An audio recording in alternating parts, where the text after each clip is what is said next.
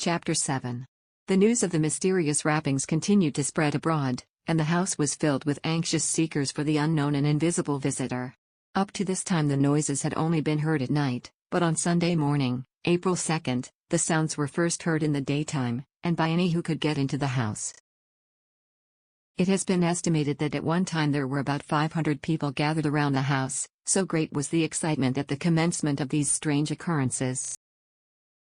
Monday following, Mr. Fox and others commenced digging in the cellar, but as the house was built on low ground and in the vicinity of a stream then much swollen by rains, it was not surprising that they were baffled by the influx of water at the distance of 3 feet down. In the summer of 1848, when the ground was dry and the water lowered,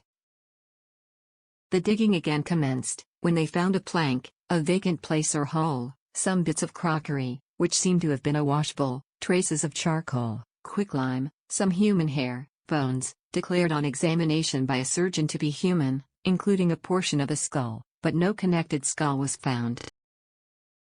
Such were the results of the examination of the cellar, such the only corroborative evidences obtained of the truth of the spirit's tale of untimely death. The presence of human remains in the cellar proves that someone was buried there, and the quicklime and charcoal testify to the fact that attempts were made to secretly dispose of the body of the victim.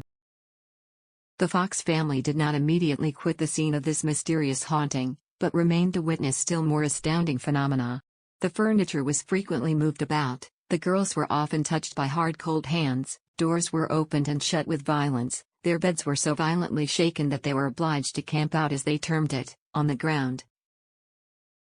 Their bedclothes were dragged from them, and the very floor and house made to rock as in an earthquake. Night after night they would be appalled by hearing a sound like a death struggle, the gurgling of the throat, a sudden thud as of something falling, the dragging as of a helpless body across the room and down the cellar stairs,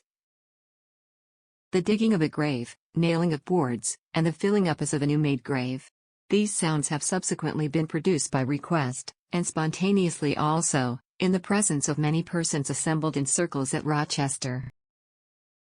It was perceived that the spirits seemed to select or require the presence of the 2 younger girls of the family for the production of the sounds, and though these had been made without them, especially on the night of the 31st of March, when all the members of the family save Mr. Fox were absent from the house, still as curiosity prompted them to close observation and conversation with the invisible power, it was clear that the manifestations became more powerful in the presence of Kate, the youngest daughter, than with anyone else. As the house was continually thronged with curious inquirers, and the time, comfort and peace of the family were consumed with these harassing disturbances, besides the most absurd though injurious suspicions being asked upon them, they endeavored to baffle the haunters by sending Kate to reside with her eldest sister, Mrs. Fish, at Rochester. But no sooner had she gone than the manifestations recommenced with more force than ever, in the presence of Margaretta. In course of time Mrs. Fox, with both her daughters, went to live in Rochester, but neither change of place nor house, nor yet the separation of the family, afforded them any relief from the disturbances that evidently attached themselves to persons rather than places as formerly. Although the Fox family had for months striven to banish the power that tormented them, praying with all the fervor of true Methodism to be released from it, and enduring fear, loss and anxiety in its continuance, the report of its persistence began to spread abroad, causing a rain of persecutions to fall upon them from all quarters. Old friends looked coldly on them, and strangers circulated the most atrocious slanders at their expense. Mrs. Fish, the eldest sister, who was a teacher of music in Rochester, began to lose her pupils, and whilst the blanching of the poor mother's hair in a single week bore testimony to the mental tortures which supermundane terrors and mundane cruelties had heaped upon them, the world was taunting them with imposture and with originating the very manifestations which were destroying their health, peace of mind, and good name. They had solicited the advice of their much respected friend, Isaac Post, a highly esteemed Quaker citizen of Rochester,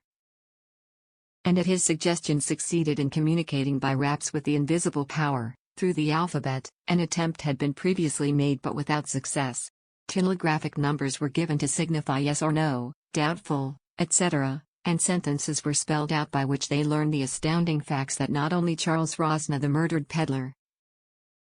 but hosts of spirits, good and bad, high and low, could under certain conditions not understood, and impossible for mortals yet to comprehend, communicate with Earth, that such communication was produced through the forces of spiritual magnetism, in chemical affinity, that the varieties of magnetism in different individuals afforded medium power to some, and denied it to others, that the magnetic relations necessary to produce phenomena were very subtle, liable to disturbance and singularly susceptible to the influence of the mental emotions. In addition to communications purporting thus to explain the object and something of the modus operandi of the communion, numerous spirit friends of the family, and also of those who joined in their investigations, gladdened the hearts of their astonished relatives by direct and unlooked-for tests of their presence. They came spelling out their names, ages and various tokens of identity correctly,